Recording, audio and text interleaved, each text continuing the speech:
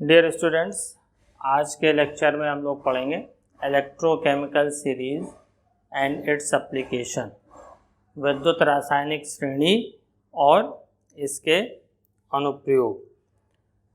अब आप लोग ये तो जान ही चुके हैं कि सभी इलेक्ट्रोड में जो है वो ये टेंडेंसी होती है कि वो या तो ऑक्सीडेशन दिखाएगा या रिडक्शन, यानी each electrode has a tendency to show either oxidation और reduction, और यही टेंडेंसी जो है इलेक्ट्रोड की जो है वो डिपेंड करती है किस पे, उसके ऑक्सीडेशन पोटेंशियल और रिडक्शन पोटेंशियल पर।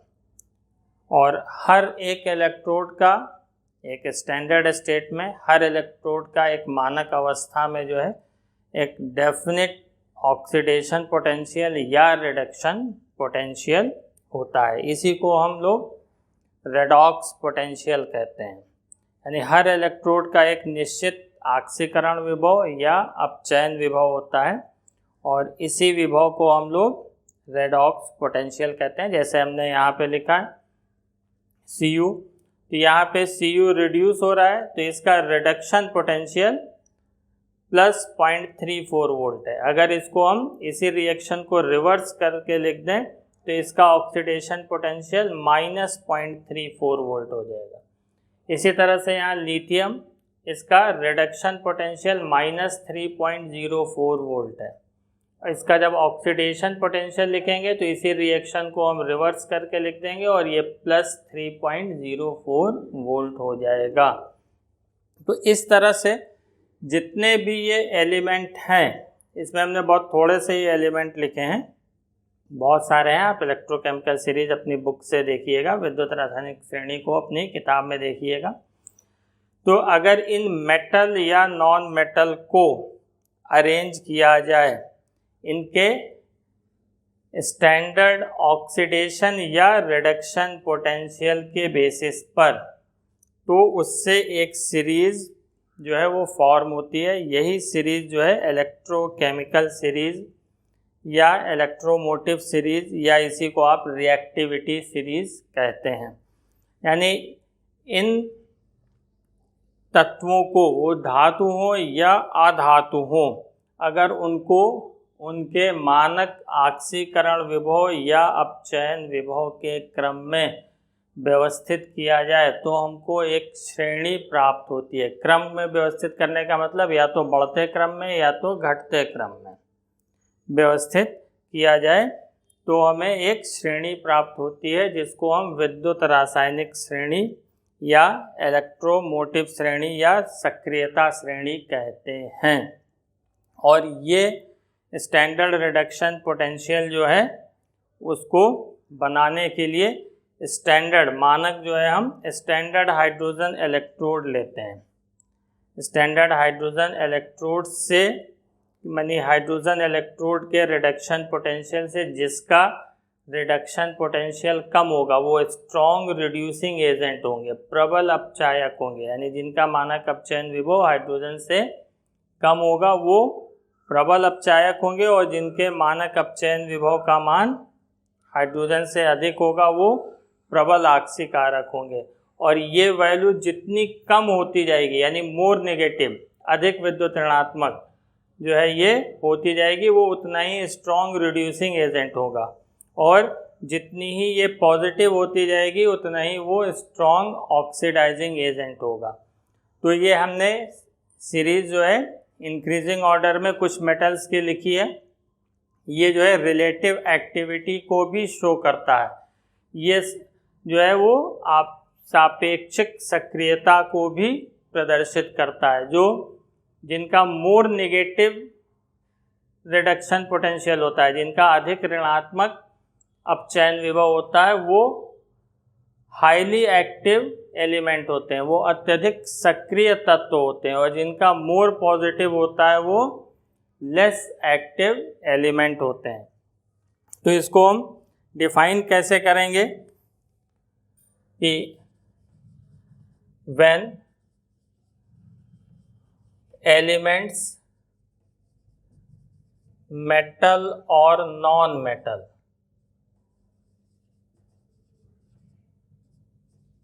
are arranged in a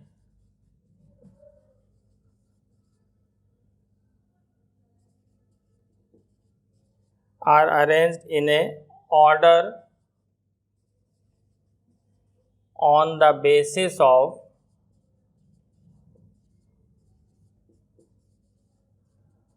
their E0 reduction potential, on the basis of their reduction potential. The series is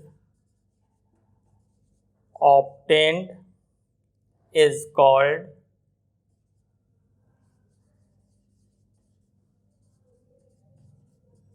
electrochemical series or electromotive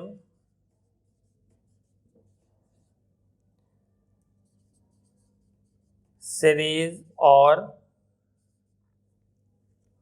reactivity series.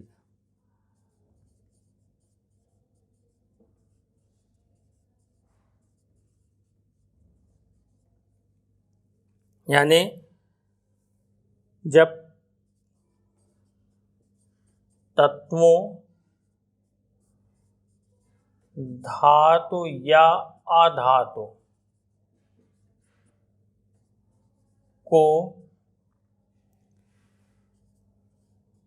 उनके मानक अपचयन विभवों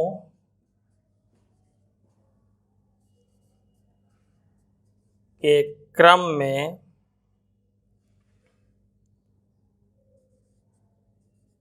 क्रमबद्ध किया जाता है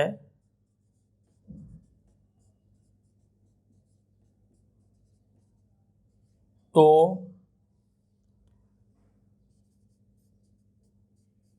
इस प्रकार प्राप्त श्रेणी को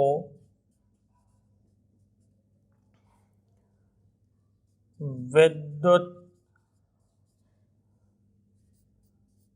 रासायनिक श्रेणी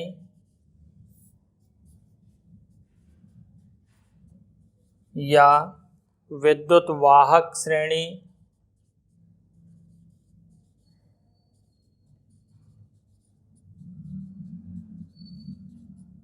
या सक्रियता श्रेणी कहते हैं। और ये जो सीरीज होती है, ये श्रेणी जो होती है वो मानक हाइड्रोजन इलेक्ट्रोड के सापेक्ष होती है। ठीक है, ये चीज़ ध्यान रखिएगा। और इसमें आपको ध्यान क्या रखना है, किस मेटल या नॉन मेटल का जो है रिडक्शन पोटेंशियल मोर नेगेटिव है, किसका मोर पॉजिटिव है, इसी पर इसकी सारी एप्लीकेशन बेस्ड है। तो इसमें जो हाइड्रोजन से नीचे 4-5 मेटल हैं, copper, mercury, silver, platinum, gold, ये आसानी से आपको याद रहेंगे। बाकी सारे मेटल जो है वो हाइड्रोजन से मोर एक्टिव हैं, अधिक सक्रिय हैं। ठीक, लिथियम इसमें टॉप पे है, फिर पोटेशियम, सोडियम, मैग्नीशियम, जिंक के नीचे आयरन है Fe+2, फेरस नॉट फेरिक, दोनों का डिफरेंट होता है। इसी तरह से जो नॉन मेटल के केस में है, तो नॉन मेटल के केस में भी जो है कुछ की आपको ज़रूरत पड़ेगी, जो आपके क्वेश्चंस पूछे जाते हैं। और वाटर के जो है की वैल्यू की ज़रूरत पड़ेगी।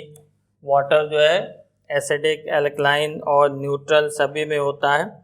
तो नॉन मेटल्स में जो है हैलोजन में मेनली रिवर्स ऑर्डर में रखा गया है। सबसे ऊपर जो है, सबसे इसमें पहले आयोडीन आता है, फिर ब्रोमीन आएगा, फिर क्लोरीन आएगा। ये सब रिडक्शन पोटेंशियल के ऑर्डर में है। और इनके जो है E0 रिडक्शन वो इंक्रीजिंग ऑर्डर में होते हैं, प्लस 0.54 वोल्ट। ब्रोमीन का जो होता है वो प्लस 1.06 वोल्ट होता है। क्लोरीन का जो होता है वो प्लस 1.36 वोल्ट होता है। फ्लोरीन का जो होता है प्लस 2.87 वोल्ट होता है। तो ये चीज़ जो है आपको ध्यान रखनी होगी। और इसी तरह से जो वाटर जो है, जो न्यूट्रल उदासीन जल की यहाँ पे बात हो रही है, न्यूट्रल वाटर, क्योंकि एसिडिक और एल्कलाइन दोनों वाटर हो सकते हैं। इसमें जो होता है इसका रिडक्शन पोटेंशियल -0.41 वोल्ट होता है। ये चीज़ जो है, इतने का ऑर्डर आपको ध्यान रहना चाहिए, तो इसके एप्लीकेशन के सारे क्वेश्चन हो जाएंगे। अब इसमें एक चीज़ देखिए, ये हमने रिडक्शन पोटेंशियल में लिखा है, इसको हम ऑक्सीडेशन पोटेंशियल में भी लिख सकते हैं। साइन इसका रिवर्स हो जाएगा केवल, और रिएक्शन इसकी ये रिवर्स हो जाएगी। लेकिन जो इंटरनेशनल स्टैंडर्ड है, जो अंतर्राष्ट्रीय मानक है, उसमें जो है स्टैंडर्ड रिडक्शन पोटेंशियल को ही कंसीडर करते हैं। इसीलिए ये रिडक्शन पोटेंशियल के ऑर्डर में लिखी है। आप इसको ऑक्सीडेशन पोटेंशियल में इजीली चेंज कर सकते हैं, माइनस साइन से मल्टीप्लाई करके।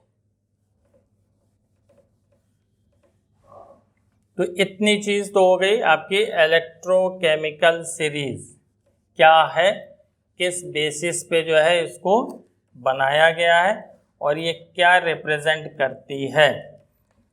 ये एक्टिविटी को रिप्रेजेंट करती है, रिलेटिव एक्टिविटी, एक दूसरे के सापेक्ष जो है ये सक्रियता को प्रदर्शित करती है।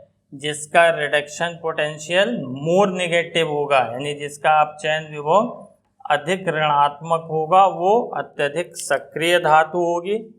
इसी तरह से नॉन मेटल के केस में जो है जिसका रिडक्शन पोटेंशियल मोर पॉजिटिव होगा, वो सबसे अधिक एक्टिव मेटल होगा।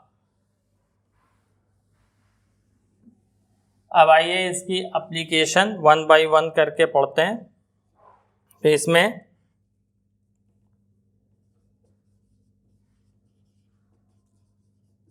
Application of ECS, electrochemical series को शॉर्ट में ECS लिखेंगे, विद्युत रासायनिक श्रेणी के अनुप्रयोग, एप्लीकेशन। तो इसकी फर्स्ट जो है, इसकी जो एप्लीकेशन है, in the determination of reactivity of element.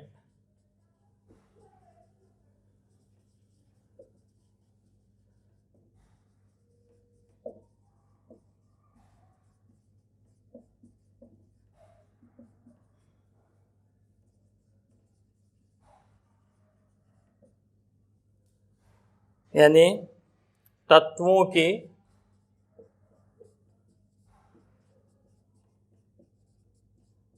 सक्रियता के निर्धारण में। तो इसमें जो है जितने भी एलिमेंट हैं, तो इसमें दो तरह के एलिमेंट आपको मिलेंगे। एक तो मेटल यानी धातु, और दूसरे जो है वो नॉन मेटल यानी अधातु। तो इसमें जो जितने भी मेटल हैं, इनकी जो एक्टिविटी होती है, सक्रियता होती है, एक्टिविटी यानी सक्रियता, वो किस पर जो है डिपेंड करेगी? इलेक्ट्रॉन लूज करने की टेंडेंसी पे डिपेंड करेगी। यानी ईज ऑफ लूजिंग इलेक्ट्रॉन, इस पे डिपेंड करेगी, और इसकी एक्टिविटी जो है वो किस पे डिपेंड करेगी, ईज ऑफ गेनिंग इलेक्ट्रॉन, यानी ये इलेक्ट्रॉन त्यागने की क्षमता पर जो है वो निर्भर करेगी।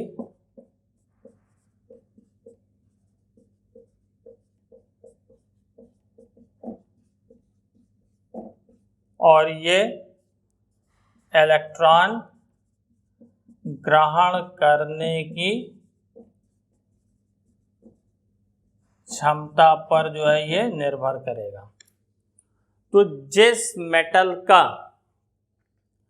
रिडक्शन पोटेंशियल मानक अपचयन विभव जितना ही कम होगा, यानी मोर नेगेटिव होगा, वो उतनी ही अधिक सक्रिय होगी।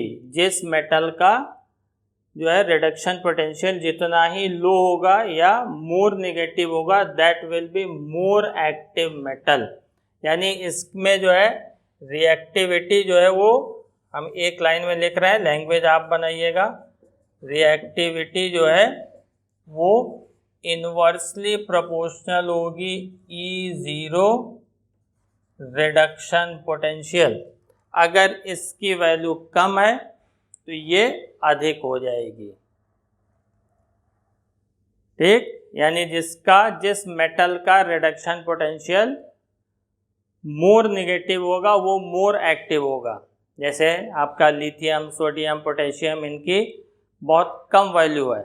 यही रीज़न है कि ये सब मेटल्स जो होते हैं वो कंबाइंड स्टेट में, संयुक्त अवस्था में जो है वो पाए जाते हैं, जबकि गोल्ड, सिल्वर, इनकी क्या है, मोर पॉजिटिव, यानी उनका रिडक्शन पोटेंशियल जो है वो अधिक है, इसी कारण वो फ्री स्टेट में भी मिलते हैं।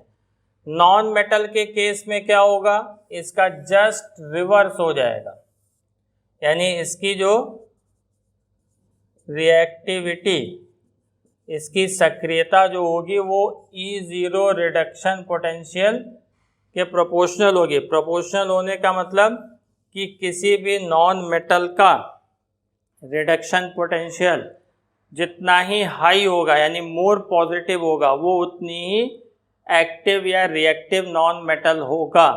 यानी जिस अधातु का मानक अपचयन विभव जितना ही अधिक होगा, अधिक होने का मतलब मोर पॉजिटिव, जितना ही अधिक धनात्मक होगा, वो अधातु उतनी ही अधिक जो है वो उसकी सक्रियता होगी। तो देखिए फ्लोरीन क्या है, मोर एक्टिव नॉन मेटल, और उसकी वैल्यू जो है वो सबसे अधिक होती है +2.87 वोल्ट।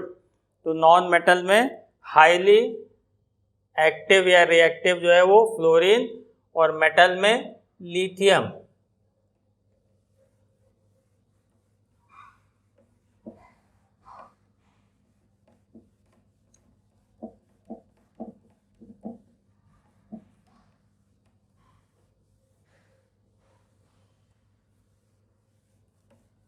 सेकंड एप्लीकेशन इसकी देखिए,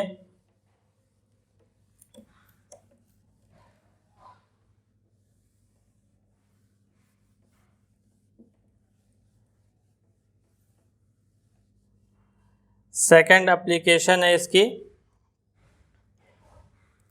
कि in the determination of electropositive nature of metal,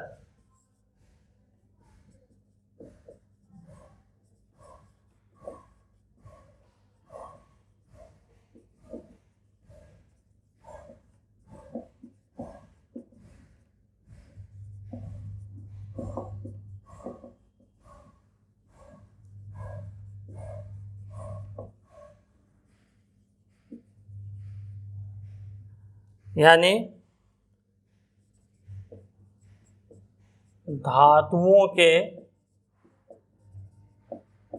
धन विद्युतीय गुण के निर्धारण में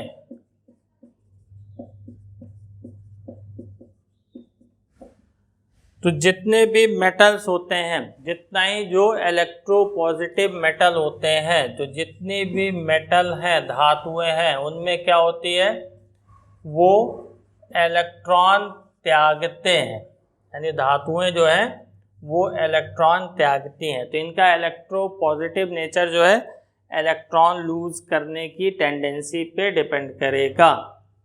तो जिस मेटल का स्टैंडर्ड रिडक्शन पोटेंशियल जितना ही लो होगा, यानी मोर नेगेटिव होगा, वो उतनी ही अधिक इलेक्ट्रोपॉजिटिव होगी।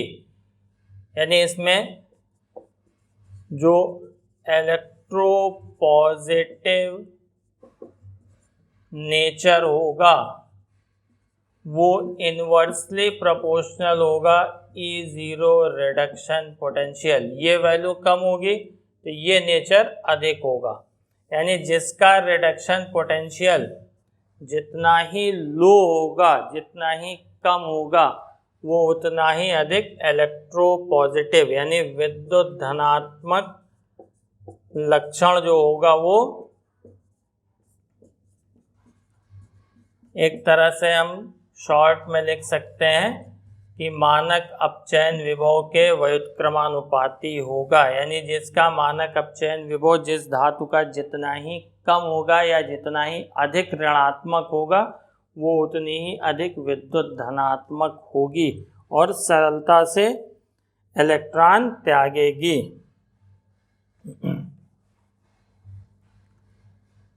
अब इसके बाद इसकी थर्ड एप्लीकेशन जो है in the study of displacement reaction.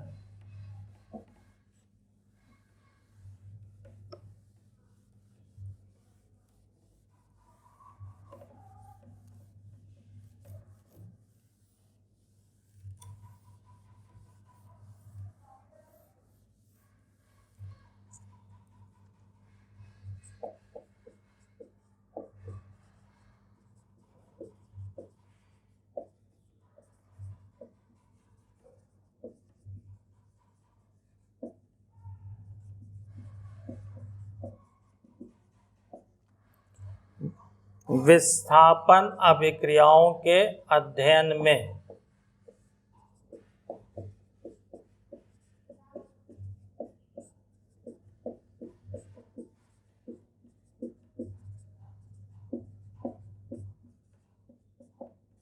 तो इसमें डिस्प्लेसमेंट कई तरह से हो सकता है। पहला जो है displacement of metal ions by metal.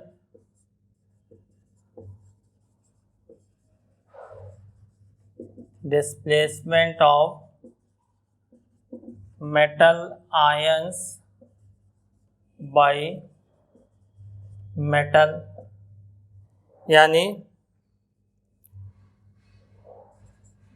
धातुओं द्वारा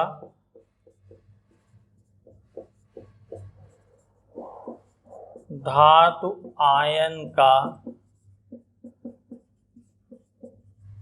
विस्थापन। तो इसमें जिस मेटल का रिडक्शन पोटेंशियल मोर नेगेटिव होगा, वो अपने से लेस नेगेटिव मेटल आयन को उसके साल्ट सॉल्यूशन से डिस्प्लेस करेगी। यानी जिसका स्टैंडर्ड रिडक्शन पोटेंशियल कम होगा, वो अपने से अधिक रिडक्शन पोटेंशियल वाले मेटल को डिस्प्लेस करेगी। यानी जिस धातु का अपचयन विभव जितना अधिक ऋणात्मक होगा, वो अपने से अधिक अपचयन विभव वाली धातु को जो है उसके लवण के विलयन से विस्थापित करेगी। या हम कह सकते हैं कि जिसका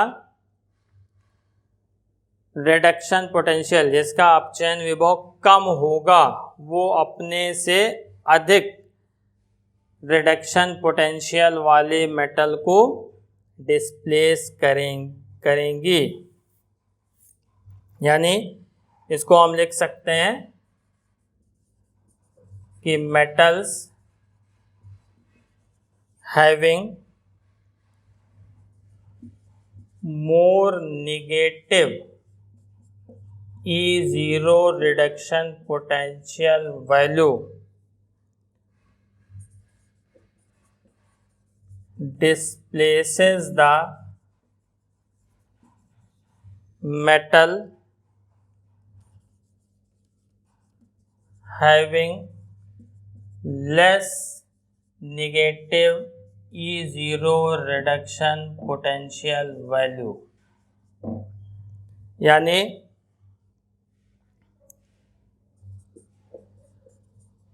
अधिक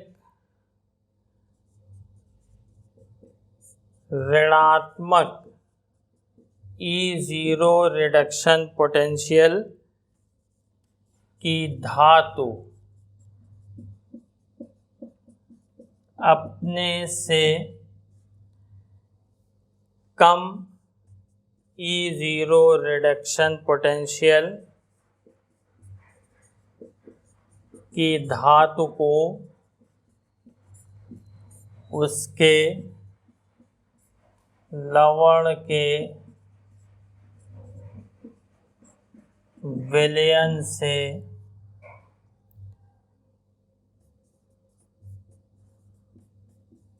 विस्थापित कर देगी। फॉर एग्जाम्पल, अगर हम कॉपर सल्फेट के सॉल्यूशन में जिंक की रॉड ऐड करें तो इसका ब्लू कलर, इसका सॉल्यूशन का, कॉपर सल्फेट का सॉल्यूशन नीले रंग का होता है, ये डिसअपियर हो जाएगा। क्यों डिसअपियर हो जाएगा? इसमें जिंक जो है इलेक्ट्रोकेमिकल सीरीज में इसकी वैल्यू, ये अगर हम इंक्रीजिंग ऑर्डर में अरेंज करें तो ये ऊपर है, टॉप पर है, और इसका रिडक्शन पोटेंशियल मोर नेगेटिव होता है। कॉपर का पॉजिटिव, ये -0.76, ये +0.34 वोल्ट, तो ये मोर नेगेटिव है, तो अपने से लेस नेगेटिव, जो उससे कम जो है ऋणात्मक रिडक्शन पोटेंशियल वाला होगा, उसको उसके साल्ट सॉल्यूशन से डिस्प्लेस कर देगी, उसके लवण के विलयन से विस्थापित कर देगी। तो ये ब्लू कलर का होता है और जिंक सल्फेट जो होता है वो कलरलेस, इसलिए सॉल्यूशन कलरलेस हो जाता है। इसी को हम इस तरह से भी लिख सकते हैं,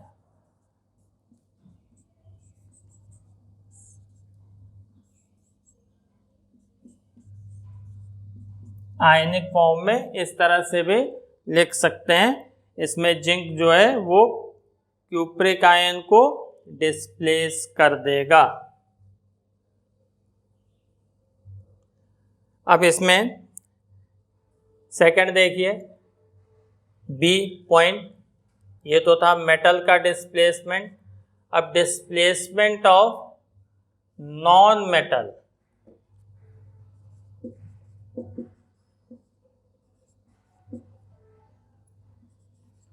बाय नॉन मेटल, यानी अधातु का अधातु द्वारा अधातु का विस्थापन।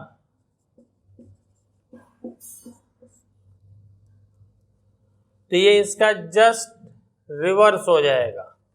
रिवर्स का मतलब मेटल के केस में जिसका मोर नेगेटिव था वो लेस नेगेटिव को डिस्प्लेस करता था, इसमें जस्ट रिवर्स होगा। नॉन मेटल के केस में जिस नॉन मेटल का रिडक्शन पोटेंशियल जितना ही अधिक होगा वो अपने से कम रिडक्शन पोटेंशियल वाले को उसके साल्ट से सॉल्यूशन से डिस्प्लेस करेगी। यानी हम इसको कह सकते हैं कि non metals having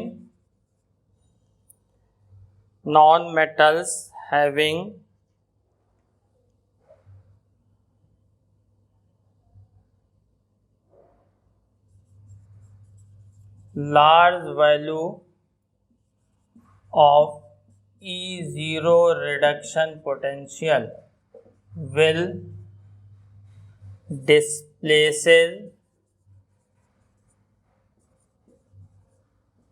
non-metals of less value of E0 reduction potential, यानी अधिक मानक अपचयन विभव की अधातु कम मानक अपचयन विभव की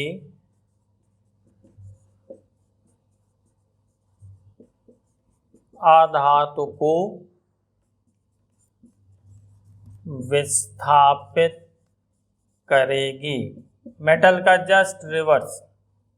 जैसे फॉर एग्जाम्पल अगर हम पोटेशियम आयोडाइड के सॉल्यूशन में क्लोरीन वाटर ऐड करें तो क्लोरीन जो है वो इसका स्टैंडर्ड रिडक्शन पोटेंशियल हाई होता है। क्लोरीन का आप जानते हैं 1.36 वोल्ट होता है और आयोडीन का +0.54। तो इसका रिडक्शन पोटेंशियल अधिक है और आयोडीन का कम है। तो जो अधिक रिडक्शन पोटेंशियल वाली नॉन मेटल होगी वो लेस रिडक्शन पोटेंशियल वाली नॉन मेटल को उसके साल्ट सॉल्यूशन से डिस्प्लेस कर देगी और ये बनेगा 2KCl और आयोडीन गैस लिबरेट होगी। अब इसमें सी देखिए, displacement of hydrogen bye metals.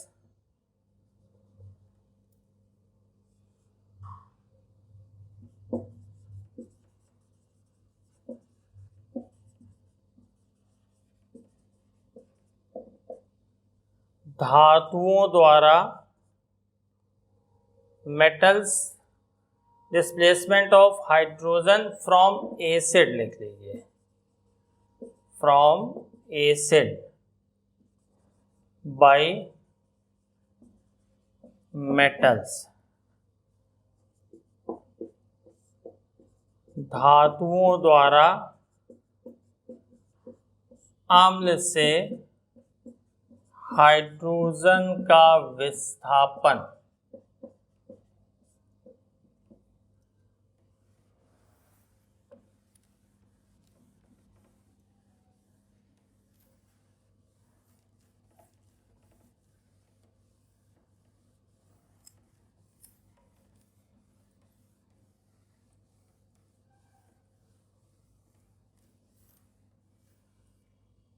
तो इसमें जितने भी मेटल्स जिनके रिडक्शन पोटेंशियल हाइड्रोजन से कम है वो हाइड्रोजन को एसिड से डिस्प्लेस करेंगे।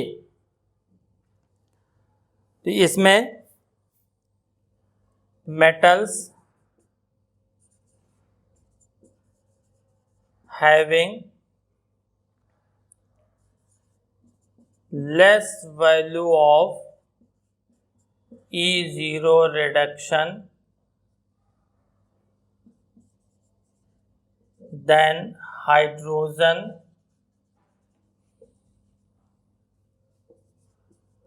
will displace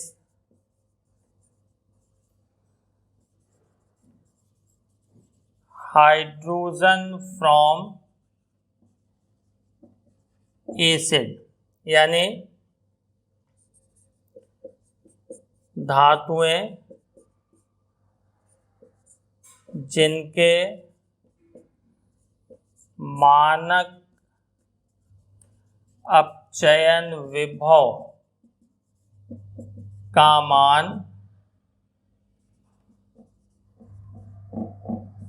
हाइड्रोजन के मानक अपचयन विभव से कम होता है अम्ल से हाइड्रोजन विस्थापित करेंगी।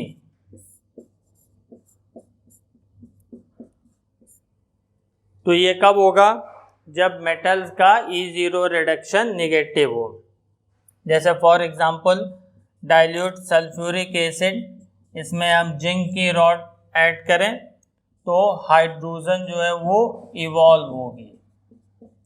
लेकिन अगर इसी H2SO4 सॉल्यूशन में हम प्लेटिनम की जो है रॉड डालें तो हाइड्रोजन जो है वो डिस्प्लेस नहीं होगी, इसमें नो रिएक्शन, कोई अभिक्रिया नहीं होगी। इसका रीज़न है जिंक क्या है, मोर एक्टिव है वो, और वो हाइड्रोजन से एबव है। एबव का मतलब अगर इंक्रीजिंग ऑर्डर में इलेक्ट्रोकेमिकल सीरीज बनी हो तो इसलिए वो हाइड्रोजन डिस्प्लेस करेगी। या जिंक का रिडक्शन पोटेंशियल हाइड्रोजन से कम है, नेगेटिव वैल्यू है, इसलिए ये हाइड्रोजन डिस्प्लेस करेगी। जबकि प्लेटिनम क्या है, ये हाइड्रोजन से नीचे प्लेस की गई है।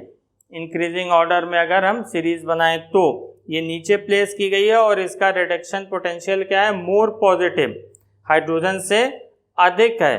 तो हाइड्रोजन से जिसका रिडक्शन पोटेंशियल अधिक होगा वो एसिड से हाइड्रोजन डिस्प्लेस नहीं करेगी, जिसका कम होगा वो आसानी से एसिड से हाइड्रोजन डिस्प्लेस करेगी। अब इसमें चौथा है D point, displacement of hydrogen from water.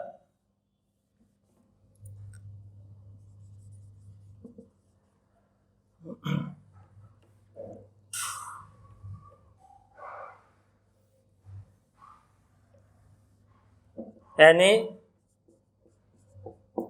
जल से हाइड्रोजन का विस्थापन।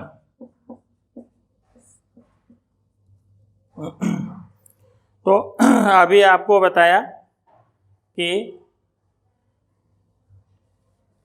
हाइड्रोजन का वाटर का जो है न्यूट्रल मीडियम में E0 रिडक्शन लिखाया, हालांकि उसकी यहाँ पे कोई ज़रूरत नहीं है।